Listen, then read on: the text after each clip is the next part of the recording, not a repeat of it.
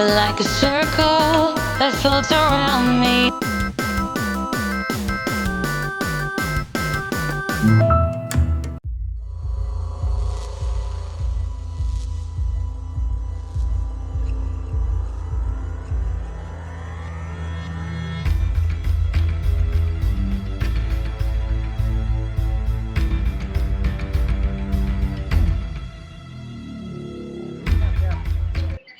Baik, Bapak Ibu sekalian, narasumber kita yang kedua, beliau akan menyampaikan entrepreneur pertelevisian ya.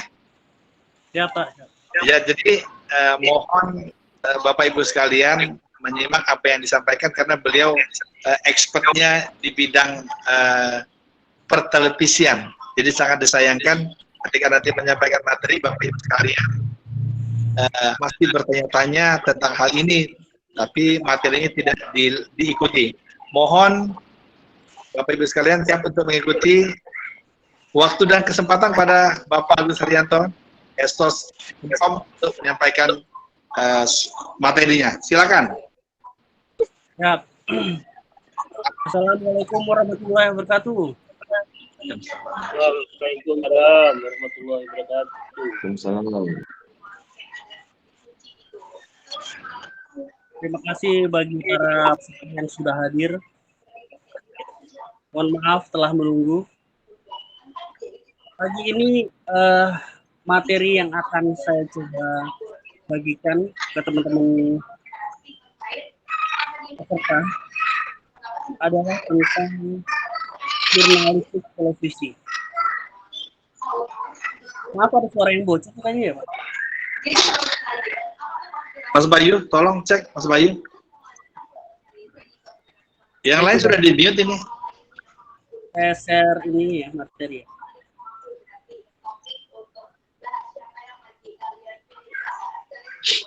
Oh, materi saya di sini kan nggak bisa di-share. Kalau dari HP nggak bisa di-share ya Pak Bayu?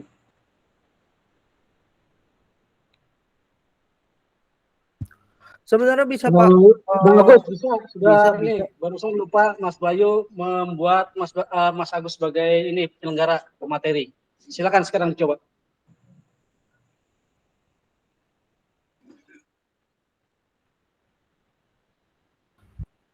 Tapi di akunnya Pak Agus sudah jadi pemateri nih, sudah ada tulisannya penyelenggara rapat. Pak Agus menggunakan akun yang mana ya? Dua ya? Enggak, saya pakai apa namanya handphone nih. Udah Pak, udah dijadikan penyelenggara rapat. Enggak, artinya kalau saya mau membagikan. Ah itu udah diproses. Ya. Karena di sini saya nggak ngeliat nih apa namanya materi saya apa. Ah kalau ini udah muncul tampilannya, mungkin bisa di back. Maksudnya di back gimana? Tombol back yang di atas sebelah kiri. Oh yang ini ya, tanda panah ya? Iya, ini layarnya sudah keluar Pak. Jadi tinggal Bapak nemuin filenya aja. Seperti nyari file di handphone pada umumnya Pak. Ya, iya betul sekali Pak. Oke. Udah muncul di sana ya? Muncul Pak, muncul. Cuman karena dari HP jadi tampilannya kecil Pak. Muncul. Jadi portrait deh.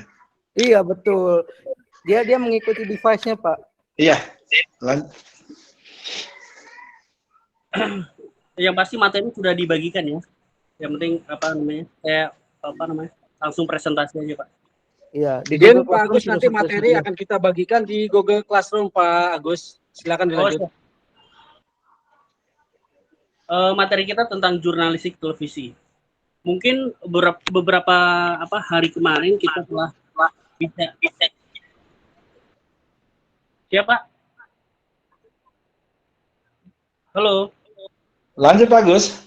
Ya. Beberapa hari kemarin kita sudah berbicara tentang jurnalistik yang mungkin teman-teman sudah dilakukan setiap harinya ya. Tapi saya juga lebih memberikan pencerahan tentang jurnalistik yang sekarang kalau menurut saya sih sebenarnya trennya udah lama ya. Maksudnya udah ada 10 tahunan, tetapi akan lebih akan lebih berwarna lagi karena teknologinya sudah mulai masuk ke media sosial. Jadi diawali jurnalistik audiovisual ini diawali dengan jurnalistik televisi. Jadi yang perlu kita pahami adalah jurnalistik televisi ada baiknya dari dua kata ya, artinya jurnalistik dan televisi. Pemahaman jurnalistik yang kita pahami sebagai jurnalistik, saya rasa teman-teman sudah pada paham ya apa itu jurnalistik, yaitu sebuah keahlian, keterampilan seseorang dalam mencari, mengumpulkan, mengolah, dan menyebar luaskan berita atau karangan atau artikel kepada khalayak seluas-luasnya dan secepat-cepatnya. Kemudian pemahaman kedua tentang televisi. Apa sih televisi itu? Televisi adalah alat elektronik yang menyebarkan gambar dan suara tertentu. Fungsi televisi adalah tempat karya elektronik berupa suara dan gambar disajikan menjadi produk audiovisual. Artinya, televisi bukan satu-satunya produk jurnalistik yang disebarkan. Jadi ada produk lain seperti misalnya kuis, infotainment, entertainment, dan lain-lain. Kemudian, jika kita berbicara tentang keterampilan jurnalistik televisi, bukan hanya mampu mencari, mengumpulkan, mengolah, dan menyebar berita pada khalayak, namun juga mampu mengimplementasikan dalam format audiovisual. Jadi karya jurnalistik yang kita coba pahami, mungkin 2 hari kemarin kita memahami tentang jurnalistik pure ya. Artinya itu jurnalistik yang kalau menurut saya telah dipakai hingga saat ini masih ada, tapi beberapa dekade sebelumnya. Nah, jurnalistik televisi ini kemampuannya harus lebih mumpuni karena di sini melibatkan skill yang lain. Misalnya teknik gambar itu harus kita kuasai. Nah, dengan adanya teknologi sekarang seperti HP ini sudah tidak mungkin lagi kita cuma mengandalkan hanya coba mengumpul atau menulis berita melalui seperti berita pada umumnya, tapi harus lebih produktif lagi. Kita harus mampu memproduksi berita yang sifatnya audiovisual. Kemudian unsur-unsur dalam jurnalistik televisi. Unsur-unsur jurnalistik televisi itu misalnya seperti news anchor atau presenter atau penyaji berita. Apa sih news anchor? News anchor memiliki peranan penting dalam menyampaikan informasi atau berita kepada masyarakat luas.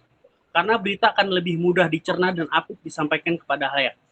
Artinya, news presenter itu mungkin kita pahami kalau di dalam jurnalistik atau di dalam produk-produk jurnalistik seperti cetak atau online yang sekarang ada seperti headline-nya berita ya mungkin ya.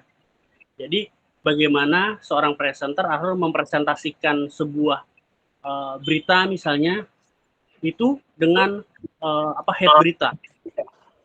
Nah, itu fungsinya presenter. Di sini diperlukan cara pembawaan dan image yang santai atau tergantung dengan ininya jenis beritanya ya. Ada santai, bersahabat, komunikatif. Dari seorang news anchor mampu mengajak pemirsa untuk lebih antusias mengikuti tayangan berita atau juga mempengaruhi apakah berita yang disampaikan akan diterima dengan baik atau tidak. Jadi kalau misalnya berita-berita yang hard news, artinya presenter harus mampu membawakan itu dengan serius. Namun ketika berita-berita yang sedikit soft news dibawakan dengan santai. Kemudian unsur yang lain ada sumber dan narasumber yang terpercaya. Kalau mungkin dicetak kita mencari sumber dan narasumber itu kita mungkin nggak akan ketara ya karena bentuk produknya tulisan. Misalnya kalaupun teman-teman ngambil ngutip berita dari orang lain itu nggak ketara. Kalau di jurnalistik televisi atau audiovisual itu lebih ketara. Misalnya, ini saya contohkan kalau di slide saya ya. Hanya seorang presiden mengatakan sesuatu Izin dan izin nggak ada. interupsi Bapak. Iya, Pak. Silakan. Ininya slide-nya tidak terlihat. Iya, di sini nggak bisa bergerak, Pak. Saya ke ini aja, ke muka aja ya. Oke. Bayu Kayak nih apa sih? hilang nih Google Classroom-nya. Ya lanjut aja dulu. Lanjut aja dulu, Pak. Pak Agus. Nanti sambil saya kontak ke Mas Bayu. Mas Bayu. Bentar. Itu materinya nanti sudah di-share juga itu. Jadi Sudah. Oh, Sudah ya, di dalam classroom. narasinya dulu lah. Iya. Jadi misalnya kita butuh sumber dan narasumber yang terpercaya, Pak. Artinya kalau di audiovisual kita harus bisa menampilkan audio dan video tersebut benar-benar misalnya orang yang kita menjadikan narasumbernya. Jadi kalau kita cerita tentang kata Presiden Jokowi, terus gambarnya orang lain, ya pasti akan ini berita apa ya? Gitu, kata saya. Nah ini audiovisual kecenderungan untuk lebih membolak-balikan fakta ini agak sulit karena kalau kita tidak punya gambar yang sesuai dengan berita yang kita buat, ini nggak jadi berita. Artinya misalnya sumber-sumber yang kita butuhkan nggak ada, akhirnya berita itu agak garing. Lihat itu. Kemudian ciri khas dalam jurnalistik televisi. Halayak atau penonton bisa menyaksikan dan mendengar langsung informasi yang disajikan, baik yang diberikan oleh narasumber maupun gambar dan suara, sekaligus secara langsung. Artinya, gambar itu dipresentasikan langsung. Kalau gambar, mungkin kalau teman-teman bisa buka presentasi saya, di sini ada gambar ledakan gunung ya. Di sini artinya misalnya teman-teman menceritakan tentang gimana susahnya para pengungsi ketika jadi ledakan gunung ini akan terrepresentasi dengan gambar. Jadi kalaupun kita cuma menampilkan gambar, ini akan jauh lebih dramatis. Apalagi jika ditampilkan dengan audio atau narasi yang menggambarkan berita tersebut. Kemudian bahasa yang sederhana. Dalam jurnalistik televisi, bahasa yang diterapkan dipadukan sedemikian rupa untuk menyatukan gambar, kata-kata dan suara secara sekaligus karena sasarannya adalah masyarakat luas. Bahasa yang digunakan dalam jurnalistik televisi cenderung lebih ringan dan sederhana agar dapat lebih mudah dicerna dan dipahami dengan baik. Apa sih maksud lebih sederhana dan lebih ringan? Karena gini, bahasa yang kita gunakan itu harus lebih ringan. Pertama pertimbangannya adalah kita tidak perlu menjelaskan dengan misalnya gini, bahasa yang digunakan jurnalistik cetak itu kan harus menggambarkan kondisi di sana dengan cara kita memvisualisasi melalui tulisan, menjadi tulisan ya. Kalau di jurnalistik televisi, rekan-rekan cuma lebih lebih memperjelas aja. Jadi nggak perlu harus dilebay-lebayin bahasanya. Jadi gambarnya sudah cukup mewakili dari berita yang akan kita buat. Terus bahasa jurnalistik televisi agak berbeda narasi yang jurnalistik cetak atau radio sekalipun. Nah itu yang saya bilang, karena sudah ada di dalam videonya, jadi kita hanya lebih memperjelas saja. Namun ada juga, saya nggak menafikan bahwa jurnalistik televisi itu tidak bedanya dengan jurnalistik cetak ya atau online. Ada juga teman-teman yang masuk ke ranah jurnalistik televisi ya dia pikir seperti jurnalistik pada umumnya. Akhirnya narasi yang dia buat segitu banyaknya dicemplungin di video, sehingga atmosfer dari video yang dia punya itu benar-benar tidak bisa dinikmati pemirsa dengan jelas atau dengan santai. Misalnya contoh kasus, misalnya kita meliput atau kita ada gambar tentang kebakaran. Atmosfer kebakaran, orang-orang wirawiri kebakaran itu akan lebih dramatis dibanding kita cerita. Kalaupun kita harus cerita itu paling menggambarkan dari misalnya 5W1H.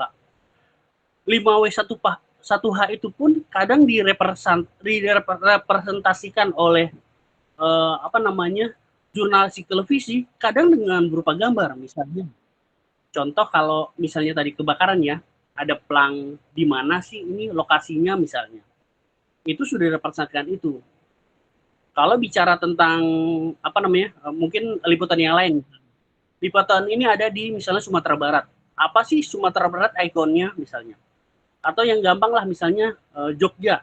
Apa representasi Jogja? Orang menggambarkan bahwa Jogja. Artinya kita harus ngambil gambar-gambar yang ikonik. Seperti misalnya kalau Jogja diwakili dengan Tugu ya. Tugu patung Tugu di Jogja itu.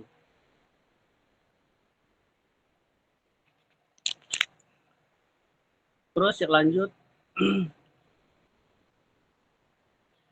gambar video yang telah kita dapat diupayakan mampu mempresentasikan bahasa jurnalistik.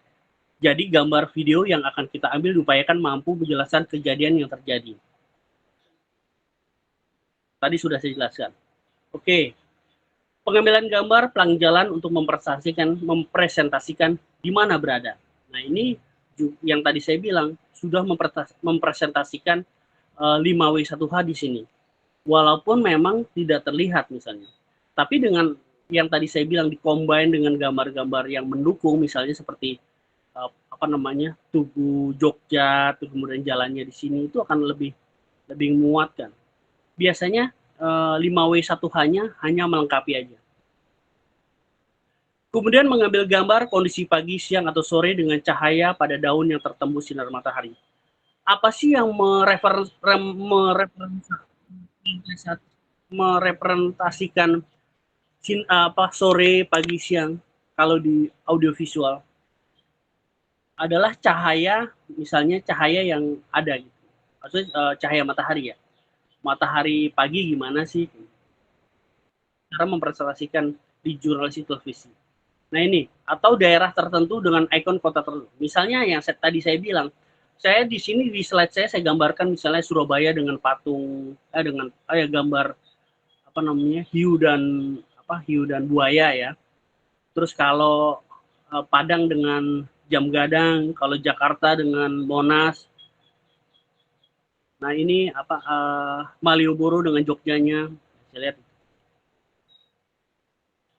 Kemudian lagi narasi yang dibuat diupayakan sederhana mungkin, sependek mungkin agar penonton bisa ikut merasakan atmosfer produk jurnalistik yang kita buat. Artinya, misalnya kita membuat produk jurnalistik soft news misalnya, jalan-jalan ke Malioboro.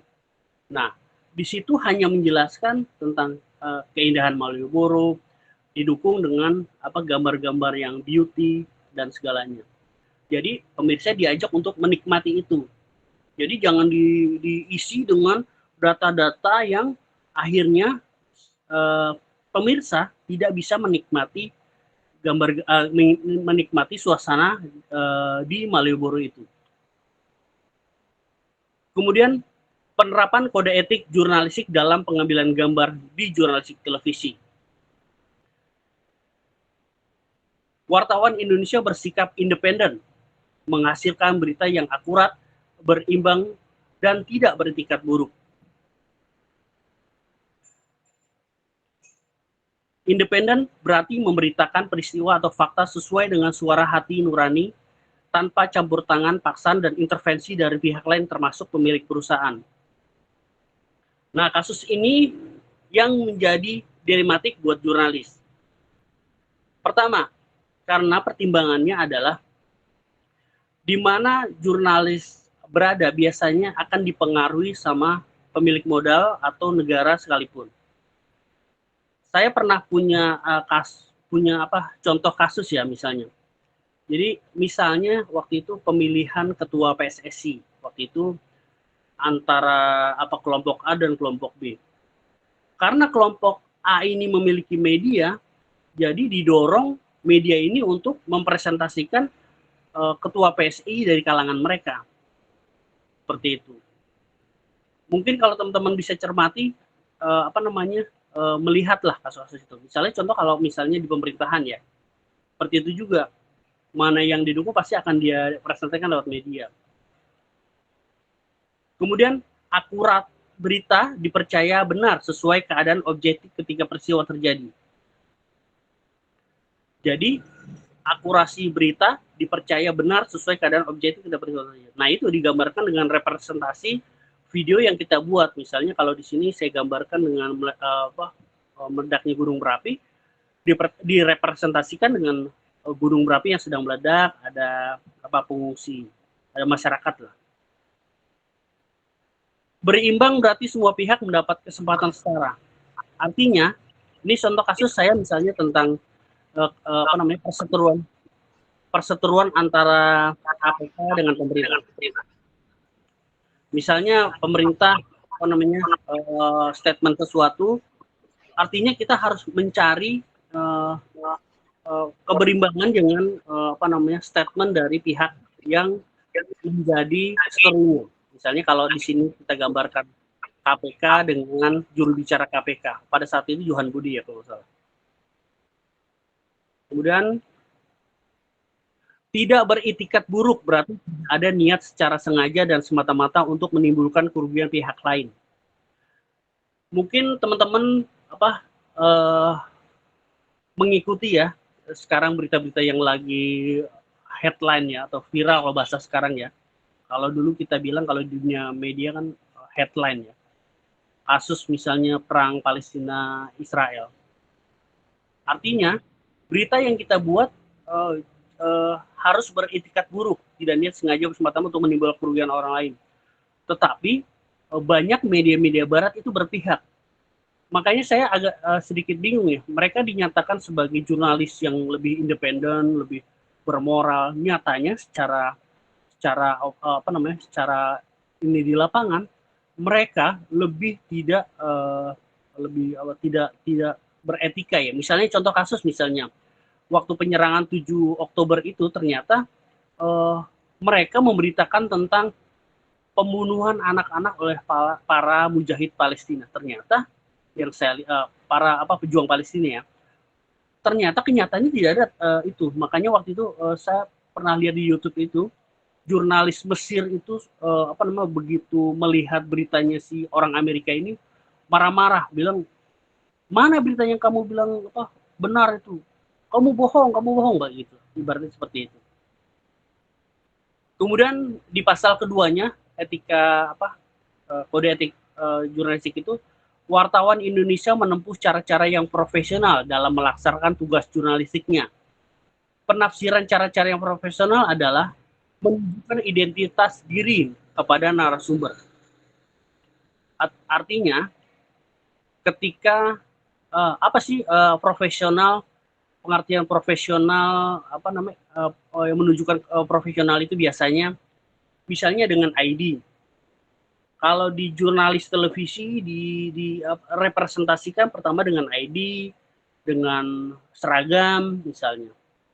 Tetapi kalau di tempat peperangan nih kayak di Palestina sekarang itu dengan rompi pers untuk menandakan dia adalah kerja pers. Kemudian menghormati hak privasi. Jadi ketika kita coba mewawancari seorang, dia tidak mau, ya otomatis kita nggak berhak maksa ya.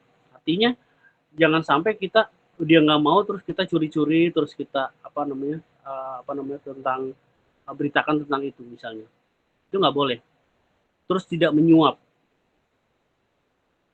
Terus lagi menghasilkan berita yang faktual dan jelas sumbernya. Artinya berita yang kita buat ini benar-benar sesuai faktual ya, jelas. Ya misalnya kalau jurnalis televisi itu kecenderungannya memang agak sulit untuk merekayasa berita ya, karena representasi beritanya harus memang ada gambarnya, itu masalahnya. Jadi memang kesulitan teman-teman jurnalis televisi itu kadang misalnya yang nakal-nakal ya agak sulit untuk melihat berita-berita yang tidak faktual ya.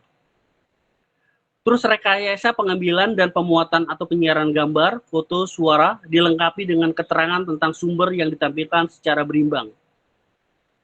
Nah itu yang tadi berimbang ya, KPK dengan pemerintah, atau ini dilengkapi dengan keterangan tentang sumber. Ada berita misalnya begini, berita tentang statement presiden tentang kerusuhan misalnya 2 hari lalu. Jadi harus direpresentasikan misalnya presiden statement hari ini misalnya, kejadiannya 2 hari lalu. Kadang teman-teman tuh, saya tidak menafikan itu ya, kadang mereka tidak lupa mencantumkan dokumentasi kapan. Jadi misalnya pas gambar itu muncul, dokumentasi yang kejadian 2 hari lalu itu akhirnya dimaknai sama pemirsa, waduh misalnya ada kejadian nih, ada kerusuhan bahasanya gitu. Ternyata itu kerusuhan udah misalnya 2 hari lalu, atau bahkan dokumentasi udah lama lah bahasanya.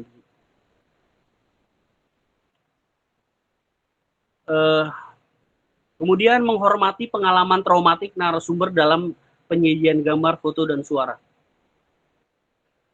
Jadi pengalaman traumatik narasumber ini biasanya direpresentasikan dengan misalnya ada narasumber yang tadi yang nggak mau nih diwawancara.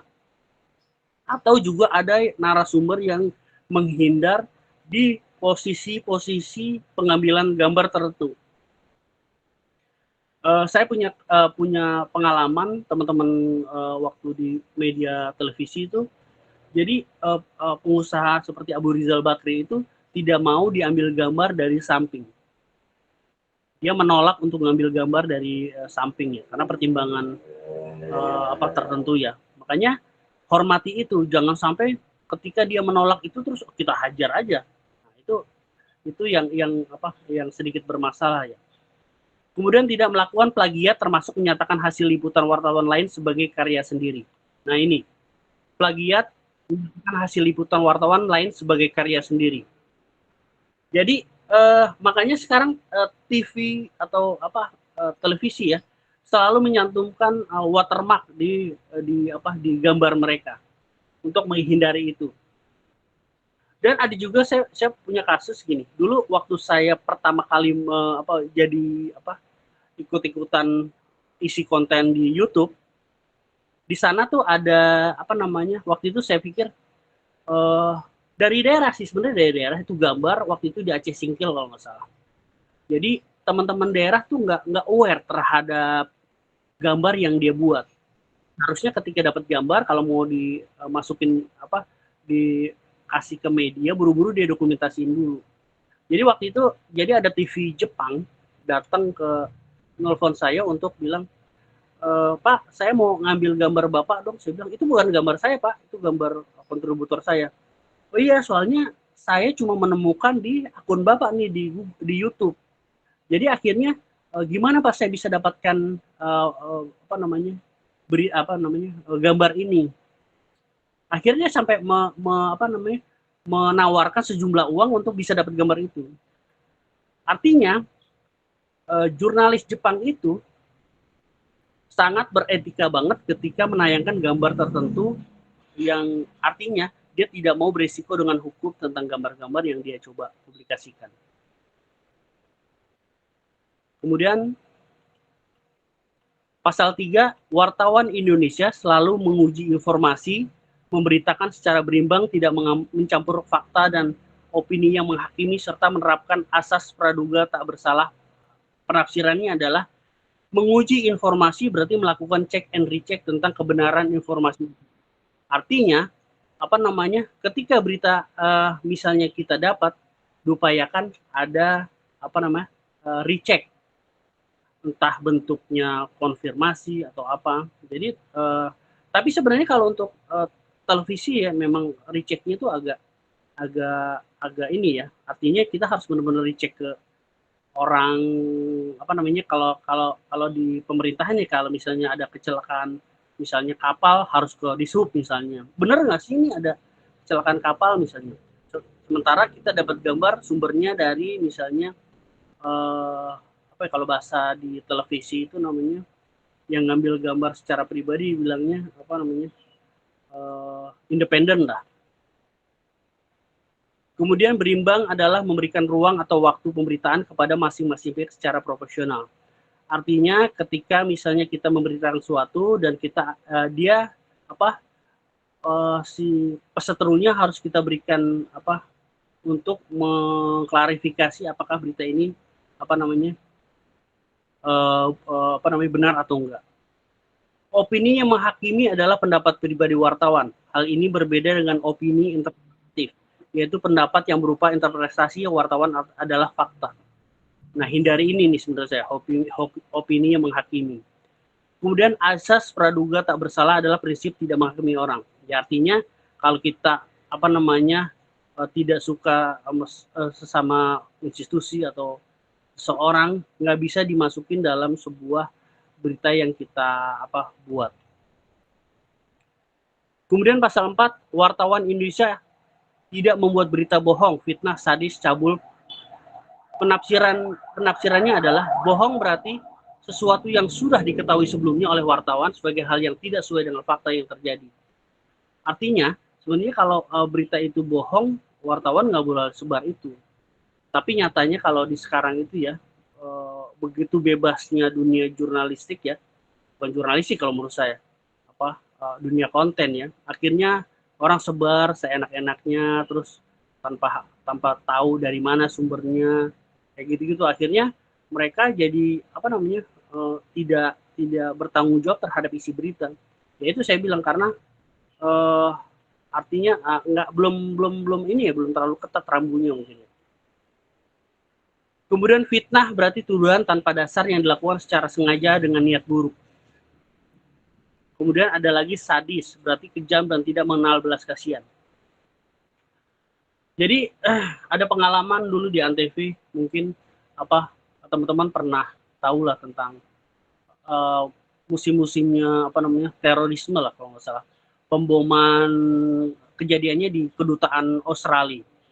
Kebetulan kantor saya kebetulan di Antv ya. Jadi kantor Antv itu berdekatan dengan kedutaan besar Australia. Ketika terjadi ledakan bom. Nah, di kedutaan Australia ini kan memang lagi crowded ya. Nah, karena kita dekat artinya dengan mudahnya kita ambil kamera langsung meliput. Nah, di situ terjadi polemik mau ngambil gambar atau ngambil kejadian. Sementara ini mungkin kalau teman-teman lihat ya di presentasi saya ini ada gambar yang luka-luka segala macam kayak gitu-gitu, atau orang lainnya sedang raung-raung misalnya segala macam. Itu kadang jurnalis bukan bingung ya, maksud saya mana yang kedepankan, mau nolong dulu atau mau mau meliput ini. Nah itu yang jadi dilematis jurnalis. Sebenarnya sih secara etika harusnya menolong dulu ya, kemanusiaan lebih dipentingkan. Ujung-ujungnya kalau menolong nggak dapat gambar, itu masalahnya yang terjadi.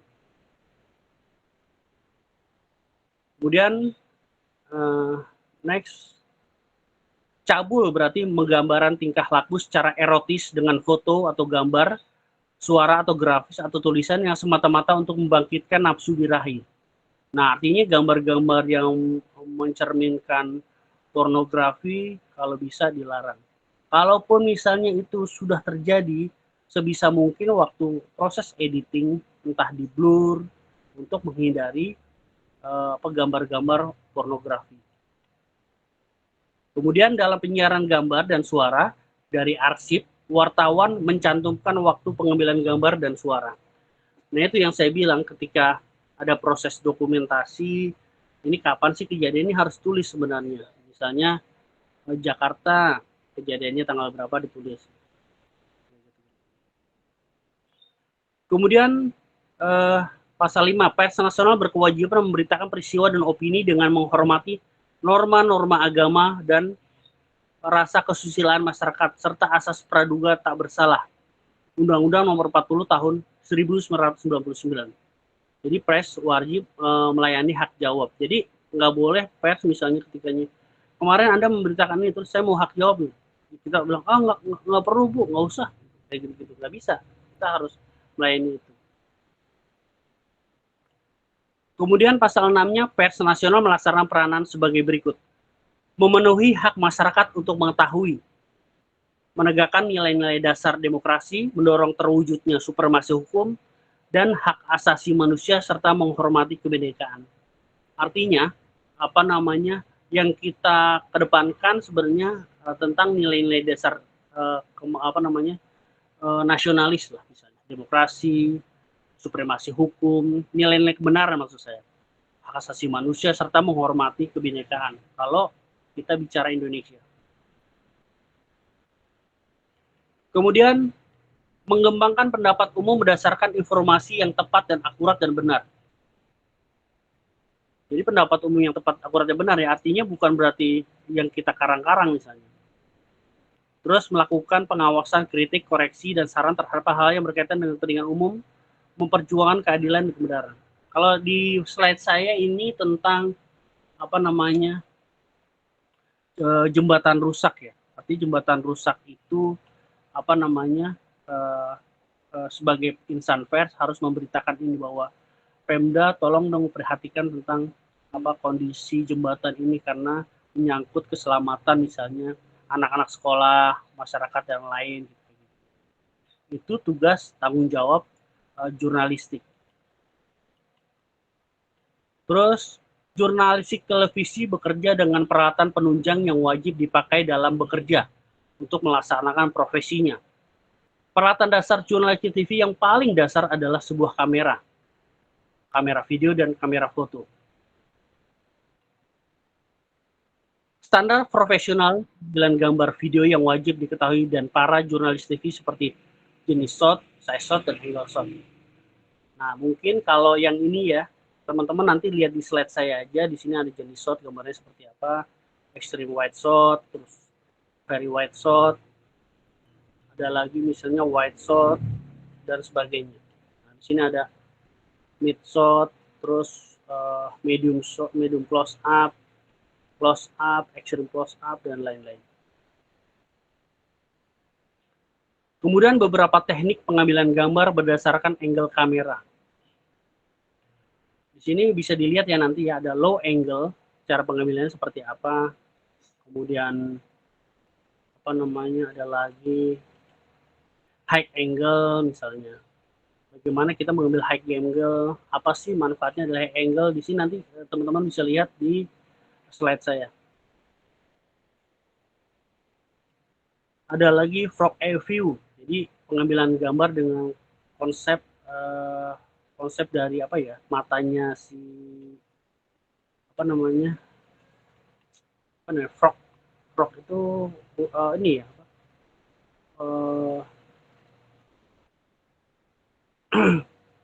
kemudian stasiun televisi ada berbagai macam. Stasiun televisi komersial, stasiun televisi non komersial, stasiun televisi non publik, lokal dan nasional, dilihat dari cakupannya. Kemudian stasiun Indonesia di Indonesia tingkat mengadopsi berita berbeda-beda. Ada yang menyebut dirinya TV berita dengan hampir seluruh programnya berita. Ada yang program beritanya sebagai pelengkap, selebihnya program non berita seperti entertainment, film, kuis atau game show dan sinetron.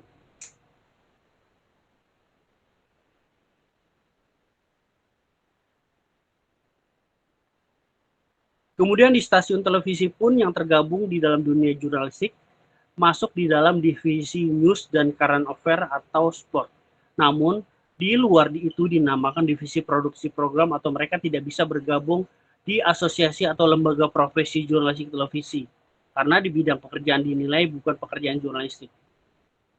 Jadi teman-teman yang di televisi itu tidak semuanya masuk sebagai jurnalis. Kalau di ini ya, dasar bidang pekerjaannya, karena ada yang memang tidak bersentuhan dengan jurnalis.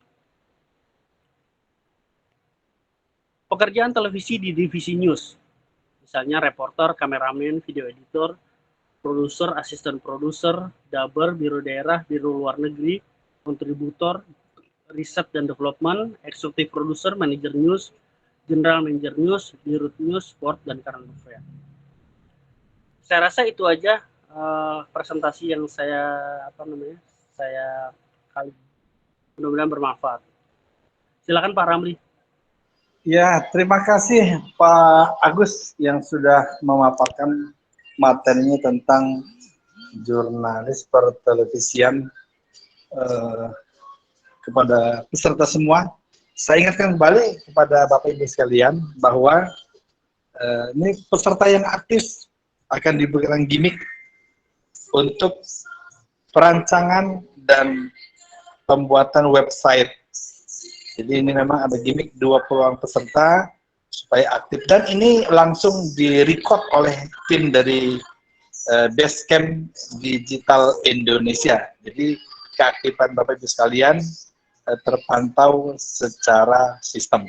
Baik, kita buka sesi pertanyaan kepada Bapak Ibu sekalian yang saat ini sudah mempersiapkan pertanyaan atau ingin mengetahui seluk-beluk bagaimana jurnalis pertelevisian. Kami buka kesempatan untuk tanya jawab. Silakan Bapak Ibu sekalian untuk bertanya.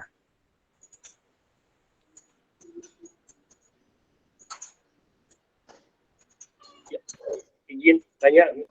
Ya, silakan. Sebutkan dari asal daerah. Firman dari Kalimantan Tengah. Kalimantan ya. Oke, silakan. Ya. Ini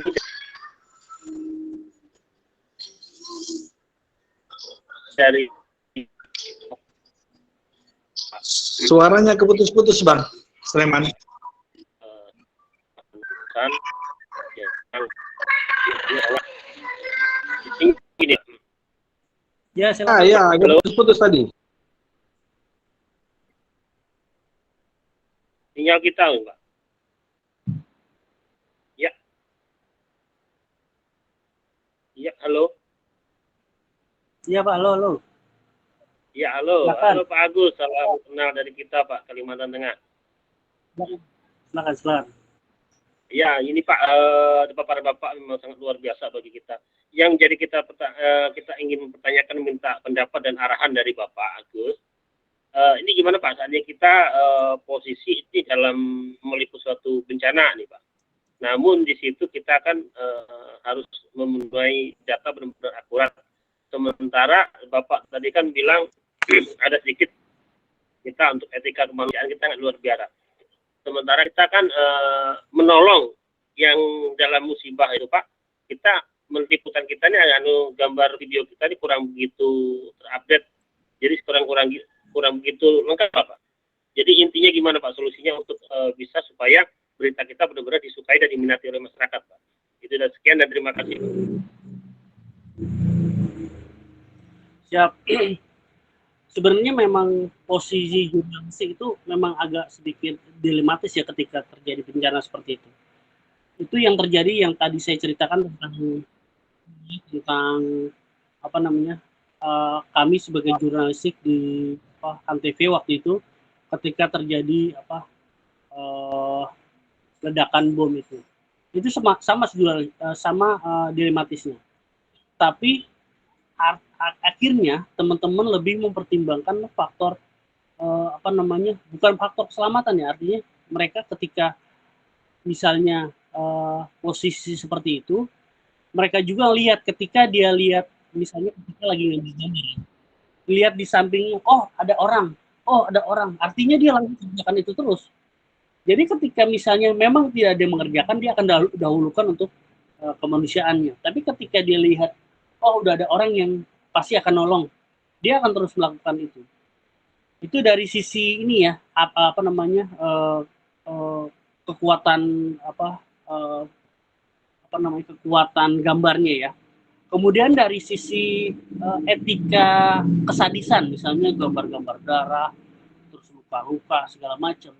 Nah, mereka biasanya coba mengambil gambar-gambar yang mungkin kalau yang sifatnya urgent kayak gitu ya udah mereka udah nggak lagi pertimbangkan gambar itu. Tapi bukan berarti tidak melakukan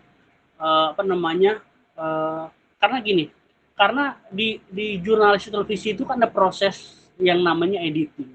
Jadi gambar yang kita buat itu tidak serta-merta bisa langsung keluar bulat-bulat dari kameranya si jurnalis. Masih ada filter lain namanya pasca produksi atau editing itu. Jadi biasanya si editor itu akan memfilter gambar-gambar mana yang lebih kira-kira layak untuk bisa ditayangkan.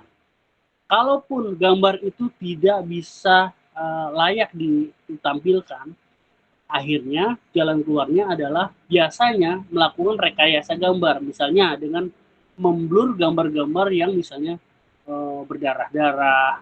Kalau yang ada darahnya warnanya diganti jadi hitam putih. Kalau yang sadis dia blur agak sedikit burem ya.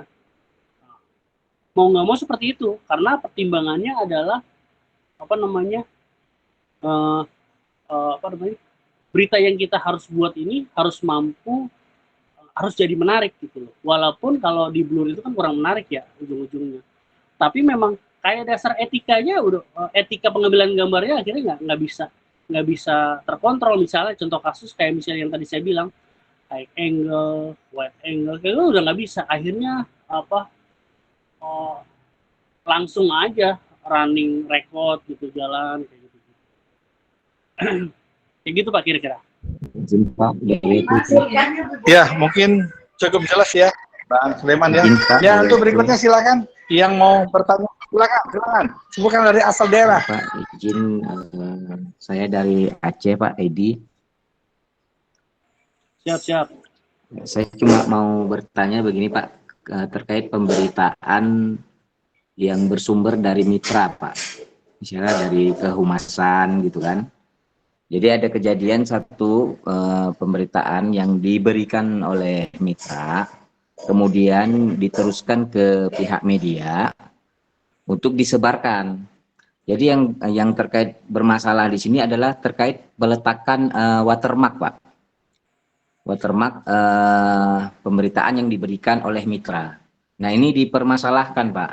Istilahnya tidak boleh menambah logo dari media kita misalnya gitu. Jadi ini menurut Bapak gimana Pak? Apakah salah atau tidak Pak? Misalnya berita itu kan kita memang terima dari mitra ya, atau bahasa sederhananya adalah dari humas.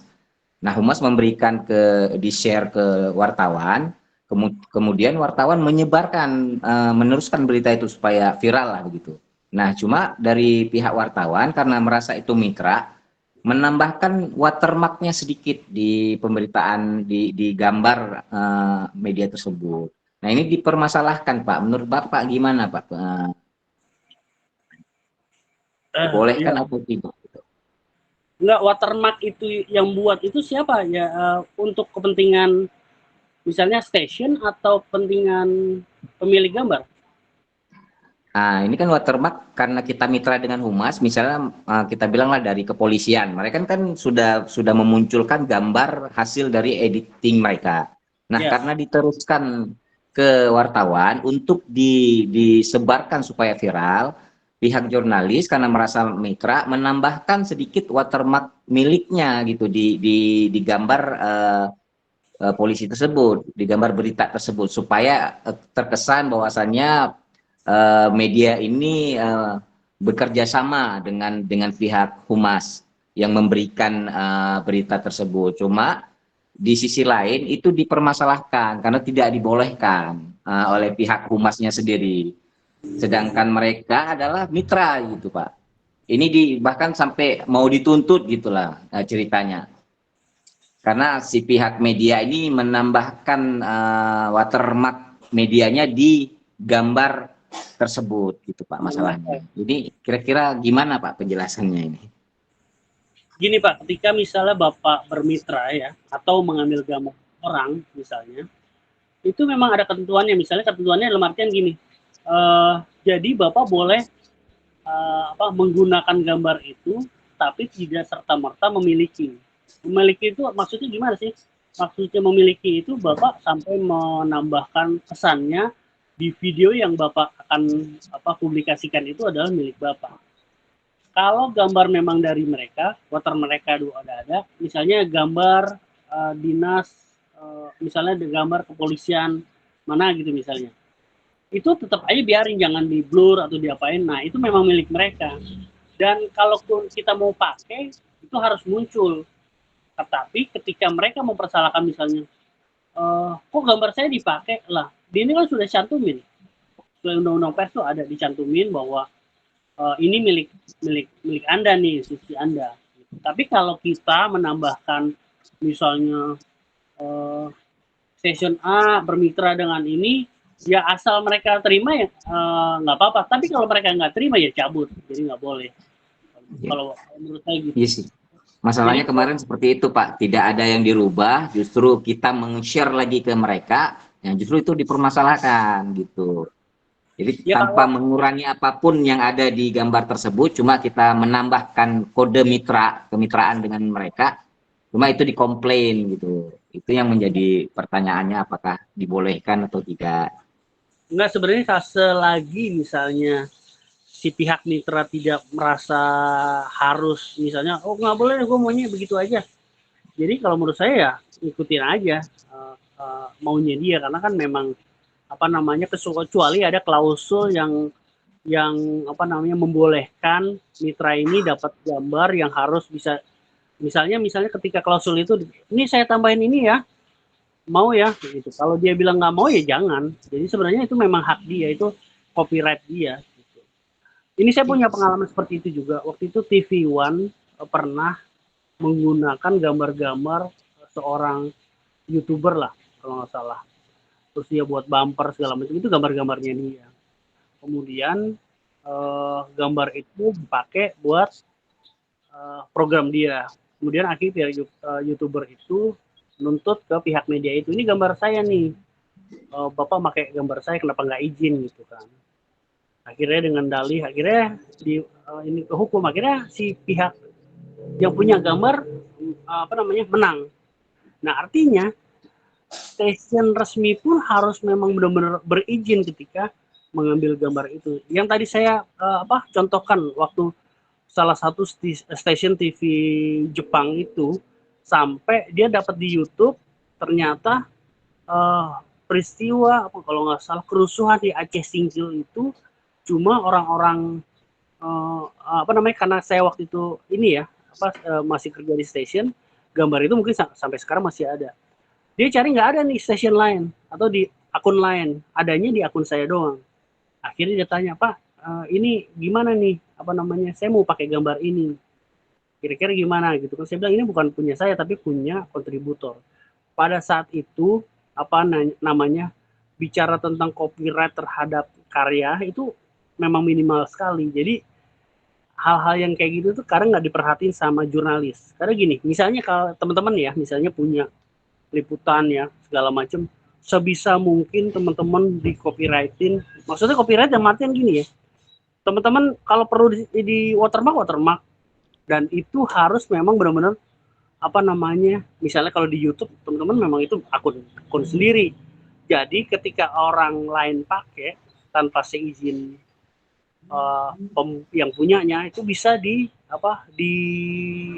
dituntut lah. Itu punya saya, kenapa nggak izin Pak saya gitu. Kayak gitu. Saya rasa itu ya Pak. Oke Pak, terima kasih Pak. Silakan Bapak Ibu yang masih ingin bertanya, kita masuk dari sesi tanya jawab. Silakan.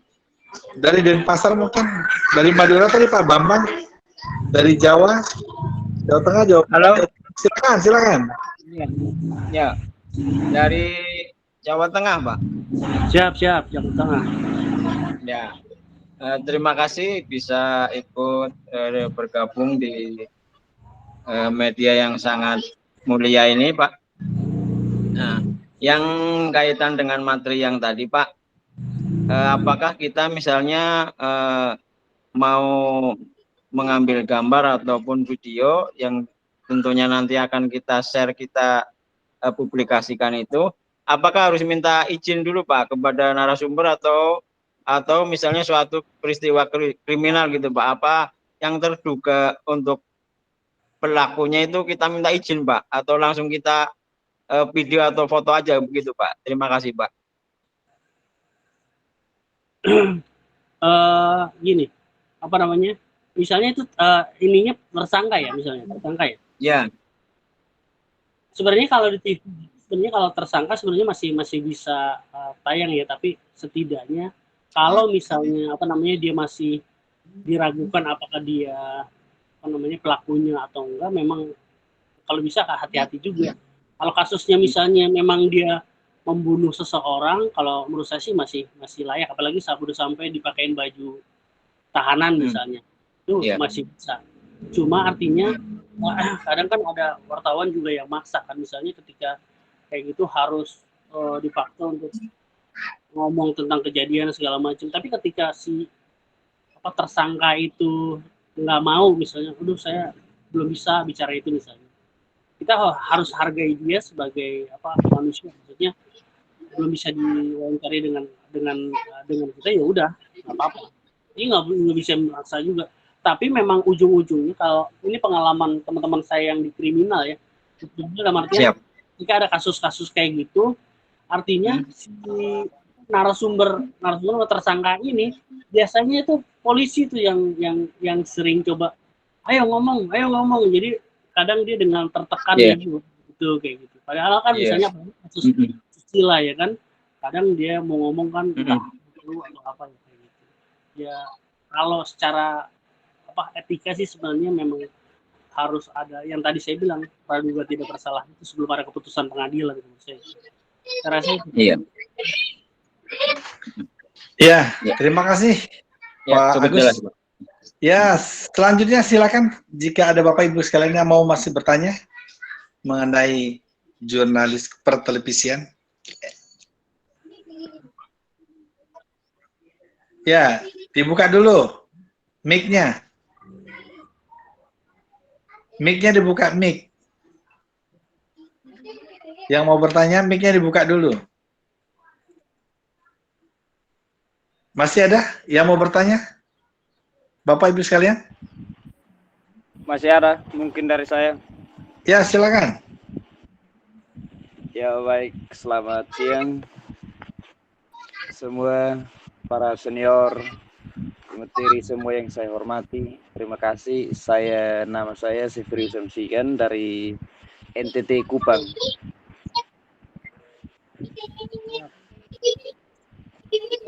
Halo. Ya Bang, lanjut. Lah Bang, sampai lanjut. Ya, di sini saya mau bertanya soal media televisi. Bahwa di sini kan di daerah yang di sini hanya wartawan, tetapi kalau siaran dalam televisinya kan selama ini tidak ada. Di manakah harus kami dari para jurnalistik itu untuk mendapatkan siaran televisinya? Itu mungkin karena kami di sini daerahnya terpencil dari daerah provinsi Nusa Tenggara Timur. Kami di wilayah Kabupaten Timur Tengah Utara. Di sini tidak ada media televisinya. Itu mungkin mohon gambaran dan jawaban untuk saya di sini. Terima kasih. Maksudnya di sana nggak ada akses televisi atau gimana Pak? Halo Pak. Bang Severius, di situ bisa nonton TV ya? Bisa nonton TV, tapi kayak tampilan di kayak informasi di wilayah provinsi begitu tidak ada, kecuali kita hanya baca lewat media wartawan, tulisan-tulisan jurnalistik mereka itu kita baca mungkin lewat media. Tapi soal tayangan di kayak ada tayangan lokal ya, media ya, untuk kita mereka sebarkan media mungkin masalah itu lewat televisi di NTT itu mungkin tidak ada. Ya mungkin maksudnya Pak Agus dibuatkan streaming lah, mungkin seperti itu. Silakan Pak Agus. Oh, siap-siap. Ya, sebenarnya gini, Pak. Tapi jaringan internet dapat ya, Pak, kalau di sana ya? Dapat 4G. Siap. Ya, pada prinsipnya gini, Pak. Sekarang kan yang tadi saya bilang, Pak. Jurnalistik televisi itu kan sekarang sudah tidak lagi kanal yang digunakan adalah televisi melulu ya, Pak. Karena sekarang udah ada lagi misalnya media sosial gitu misalnya. Syukur-syukur sih kalau di daerah Bapak nggak ada, jadi institusi tempat Bapak itu menginisiasi membuat ibaratnya seperti station atau misalnya streaming berita, streaming TV berita kayak gitu-gitu. Yang pasti yang bisa diakses sama orang-orang sana gitu, Pak. Itu sebenarnya tinggal tergantung bagaimana teman-teman di Kupang ya, Pak. Kupang ini bisa memaksimalkan potensi yang ada ini untuk melakukan PR daerah mereka keluar. Nah, ini Pak, saya lihat GN Aura nanti akan buat seperti itu, Pak. Artinya nanti teman-teman di daerah ini bisa mempiarkan daerahnya masing-masing lewat jurnalis yang kita bina ini Pak kayaknya. Nah itu, jadi tidak melulu dia cuma mempiarkan daerah lain ya, daerah sendiri nanti dipiarkan seperti itu Pak. Nah sekarang yang mudah ya memang dengan bikin konten-konten berita atau di upload ke YouTube ya Kak. Mungkin sementara itu atau media sosial lain gitu Pak. Nanti coba koordinasi ke pihak GN Aura mungkin bagaimana pihak GN Aura bisa menjembatani informasi tentang daerah ini bisa lebih dikuatkan ya, terutama perlu bantuan pemerintah daerah ya. Artinya nanti GN Aura mungkin akan ngelobi ke sana bikin entah bentuknya streaming TV atau Pak, biar jurnalis sana pun bisa lebih kreatif dalam membuat berita-berita yang lebih lebih baik lah di sana. Saya rasa itu Pak. Bagaimana Bang Sepirus, dapat dipahami ya maksudnya? Ya siap dipahami. Ya, jadi nanti dari GN Aura ini akan memberikan fasilitas pelatihan untuk pembuatan website. Di situ di dalam website itu ada streamingnya, ada live streaming, jadi ada seperti TV-nya nanti. Jadi rekan-rekan bisa membuat progress report laporan melalui video untuk di daerah-daerah sehingga bisa diupload di kanal-kanal yang nanti dibuat seperti itu. Jadi tidak hanya melulu di website itu hanya berita saja, tapi ada bentuk video streamingnya. Bisa live nanti kita usahakan. Demikian ya Bang, untuk NTT close ya. Oke, selanjutnya silakan jika masih ada yang mau bertanya tentang jurnalis pertelevisian. Silakan. Saya Pak. Monggo, silakan. Iya. Ya saya dari Kediri Pak, Bu Lili. Saya sebagai pemula ingin tahu langkah awal apa yang harus saya lakukan untuk bisa berlatih membuat berita melalui video, ya istilahnya untuk televisi ini ya, kan kita harus membuat video, merekam, terus juga narasi-narasinya, bagaimana langkah-langkahnya membuat narasi yang benar gitu. Sementara itu Pak, terima kasih. Ya, bagus, silakan bagus. Kalau yang hari ini kita adakan ini Bu, 4 hari pertama ini sebenarnya pelatihan dasar Ibu. Nantinya kita akan ada pendampingan pelatihan selama 3 bulan kalau nggak salah, itu untuk mendampingi bagaimana sih kita bisa membuat produk jurnalistik itu bisa dibuat sama teman-teman jurnalis yang memang butuh untuk ilmu itu. Karena gini, kalau jurnalis televisi itu kan kemampuannya memang harus di-upgrade. Bukan hanya kemampuan yang tadi saya bilang di awal presentasi saya tentang jurnalistik mengumpulkan data, mengolah data, akhirnya mempublikasikan, tapi harus mempunyai kemampuan lainnya, teknis lainnya seperti gambar, editing, kalau bisa dubbing. Kalau bisa ya. Tetapi sekarang teknologi sudah luar biasa. Artinya apa? Yang tadinya teknologi jurnalis televisi sudah mahal, kita hanya punya HP Android aja sudah bisa mampu menghasilkan produk jurnalistik. Gimana caranya? Misalnya kita mengambil gambar sesuai kaidah jurnalistik televisi ya.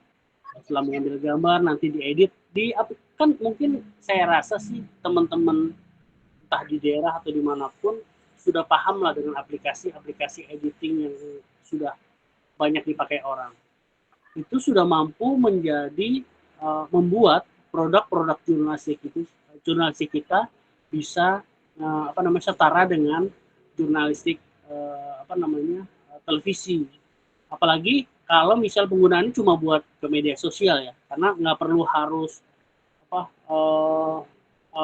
misalnya kualitas gambarnya harus sedemikian rupa, karena sudah cukup itu. Apalagi kalau dibicara tentang jurnalis televisi itu kan orientasinya berita ya, yang diutamakan adalah kontennya, bukan kualitas gambar. Makanya kalau di televisi itu ada gambar menarik, tapi misalnya dari masyarakat, itu bisa dijadikan berita, tanpa harus melihat ini gambarnya kualitas tinggi atau enggak. Tetapi HP yang sekarang itu, Bu, kualitas gambarnya itu luar biasa tingginya. Tidak seperti malah kualitas kamera yang sekarang itu malah kalau menurut saya yang ini ya, kalau nggak mahal banget nggak bagus hasilnya, malah HP yang bagus menurut saya gitu. Apalagi kalau udah pakai yang Apple ya, merek Apple kayak gitu udah bagus banget gitu. Rasa itu. Makanya kalau Ibu mau tahu, ini di luar jurnalistik ya, gambar-gambar pembuatan film nih, orang-orang Indonesia misalnya bikin film di luar itu hanya pakai HP. Kalau dia pakai HP Apple gitu ya. Karena pertimbangannya mungkin ya pertimbangan ini kali ya, birokrasi misalnya perizinannya. Akhirnya mereka ngambil gambar pakai itu aja. Karena kalau misalnya dia harus pakai kamera segala macam, mungkin perizinan agak susah dan ribet. Makanya kalau untuk gambar-gambar yang kayak gitu mereka coba pakai kamera HP. Akhirnya kualitasnya bisa jadi jadi kualitas kamera film. Saya rasa itu. Makanya saya dorong agar teman-teman ini sekarang udah tidak lagi selalu nggak lagi harus ada penolakan tentang teknologi ini. Kalau menurut saya HP yang kita punya aja itu udah mumpuni banget untuk menjadi seorang jurnalis televisi. Kalau menurut saya itu sangat murah akhirnya infrastruktur yang kita butuhkan. Saya rasa itu, Bu. Ya, mungkin Terima kasih, saya Pak. tambahkan sedikit, Bu Lili. Jadi nanti kan kita ada pelatihan juga bagi yang aktif. Saya bilang tadi pembuatan perancangan desain web. Di situ nanti ada tersisip satu ruang sedikit adanya live streaming. Jadi mungkin nanti ada misalnya perekaman Ibu menggunakan HP, Ibu senam, itu bisa diupload ke situ dan dikasih narasi sama Ibu. Itu yang simpel lah artinya. Jadi belum begitu jauh pembelajaran kita, tapi sudah bisa mengklik kegiatan bentuknya video. Seperti itu. Makanya kita bilang tadi, kita ada pelatihan pembuatan dan perancangan desain web. Di situ ada insert, ada TV-nya lah kalau bahasa sekarangnya, ada TV-nya nanti di situ. Baik untuk pemberitaan maupun audio gambarnya. Seperti itu. Silakan Bapak Ibu yang masih ingin bertanya kepada narasumber kita, silakan.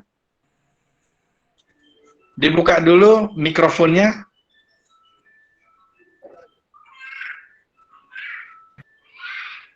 Masih ada Bapak Ibu yang mau bertanya?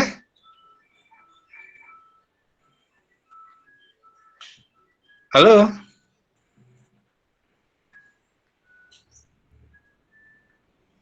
Sudah cukup? Gimana? Cukup? Cukup. sangat luar biasa. Ya, kalau cukup ini karena narasumber kita yang ketiga, Bapak Profesor HR Wijaya masih menguji doktor, dia belum ada waktu untuk bergabung bersama kita.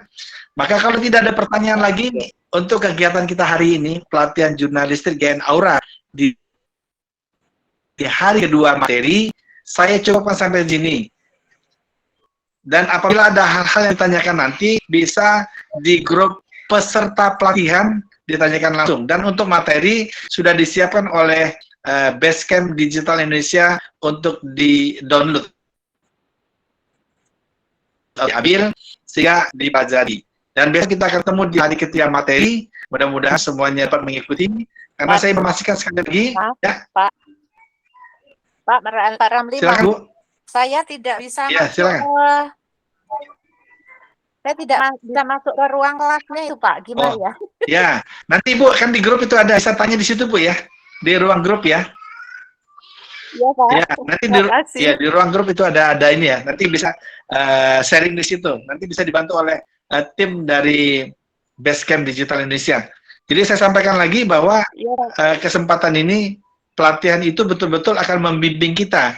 Jadi bukan saja sebagai jurnalis, kita juga bisa sebagai seorang IT di bidang website maupun video nanti. Jadi harapan kita, apa yang kita fasilitas ini dapat bermanfaat khususnya untuk pemula jurnalis maupun di kelompok-kelompok UMKM dalam usaha untuk beriklan di website sendiri. Mungkin dari saya sampaikan cukup sampai di sini kegiatan kita hari ini, dan kita akan ketemu di hari esok. Saya akhiri kegiatan kita. Wassalamualaikum warahmatullahi wabarakatuh. Selamat siang. Waalaikumsalam warahmatullahi wabarakatuh. Waalaikumsalam. Terima kasih Bapak. Izin live ya. Izin live.